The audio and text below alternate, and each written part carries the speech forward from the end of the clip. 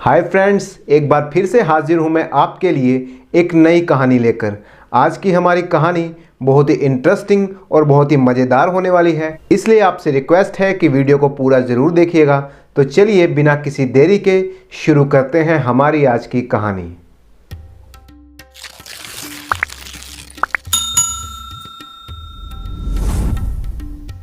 कुशीपुर गांव में दामोदर नाम का एक ब्राह्मण रहता था।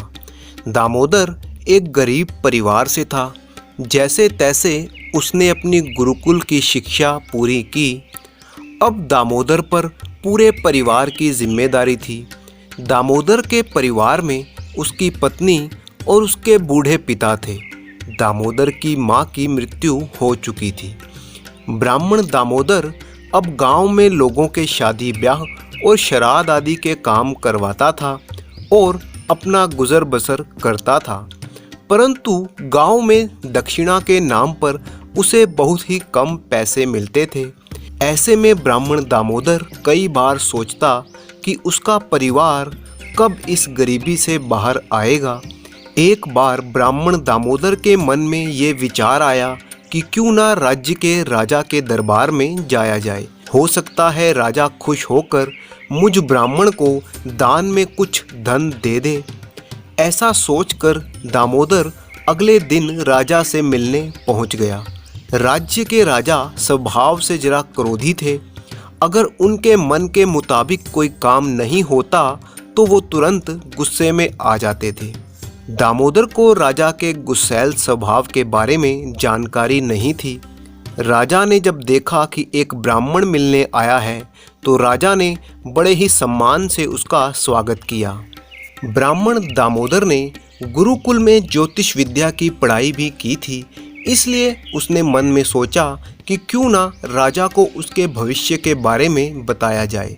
दामोदर ने कहा, महाराज, यदि आप चाहें तो मैं आपकी जन्म कुंडली पढ़कर आपका भविष्य भी बता सकता हूँ। राजा दामोदर की बात सुनकर खुश हो गया। उसने ब्राह्मण दामोदर को अपना भविष्य बताने के लिए कहा।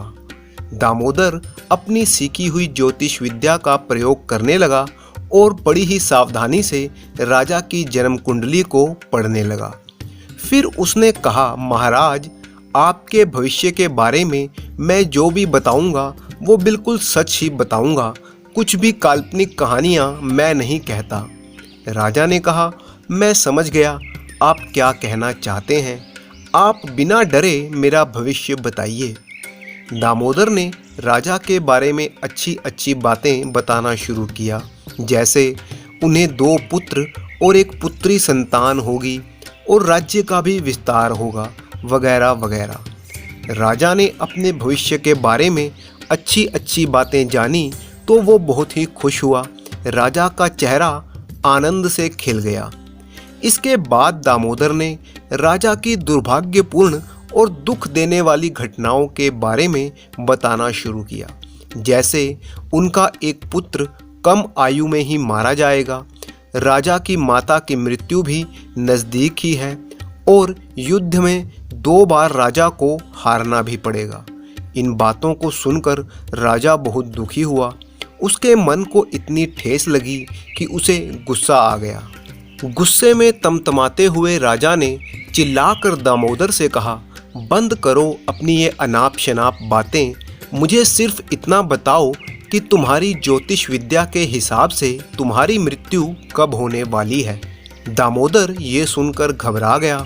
वो समझ गया कि राजा उससे नाराज़ हो गया है और उसे मृत्यु दंड देना चाहता है, परंतु उसने अपने डर पर काबू पाते हुए कहा, महाराज, मैं अपनी मृत्यु के बारे में भी बता सकता हूँ, पर इसके लिए मुझे 1 दिन का समय चाहिए। मैं घर जाकर अपनी जन्म कुंडली देखूंगा और फिर आपको ये जानकारी दे दूंगा। राजा ने गुस्से में ही जवाब दिया, तो ठीक है, कल फिर से तुम मेरे पास हाजिर होना और अपनी मृत्यु का समय भी बता देना। दामोदर वापस अपने घर आया। उसने अपने पिता को सारी बात बताई। दामोदर के पिता ने कहा, दामोदर, तुम चिंता मत करो। आज राजा गुस्से में थे, कल तक राजा का गुस्सा शांत हो जाएगा। तुम सिर्फ वो करना जो मैं तुम्हें समझाऊंगा। अगले दिन दामोदर वापस राजा के सामने हाजिर हो गया। सच में आज राजा के चेहरे पर क्रोध नजर नहीं आ रहा था। दामोदर ने राजा से कहा, महाराज, मेरी मृत्यु का समय मैंने जान लिया है। मेरी मृत्यु आपकी मृत्यु से एक दिन पहले ही होने वाली है।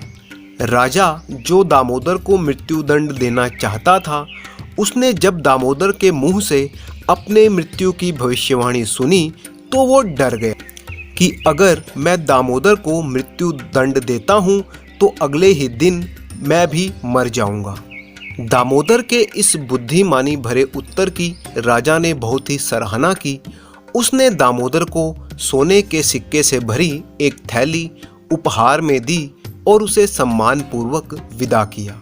दामोदर धन लेकर घर पहुंचा और उसने अपने पिता के पैर छुए और कहा कि पिताजी, इस समस्या का जो हल आपने मुझे बताया था वो बिल्कुल सही था। मैंने ठीक वही उत्तर दिया जो आपने मुझे बताया था और राजा ने मुझे ये धन देकर विदा किया है। अब दामोदर के परिवार का जीवन बड़ा ही सुखमय होकर बीत रहा था। इसी तरह की मज़ेदार कहानियाँ देखने के लिए चैनल को सब्सक्राइब कर लें और बेल के आइकन को ऑल पर सेट कर लें। वीडियो को कमेंट और लाइक करना बिल्कुल मत भूलिएगा। Thank you for watching.